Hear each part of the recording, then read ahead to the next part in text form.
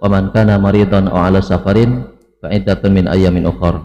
Barang siapa sakit atau sedang dalam perjalanan jauh, maka boleh baginya untuk tidak berpuasa dan menggantinya di hari-hari selain Ramadan.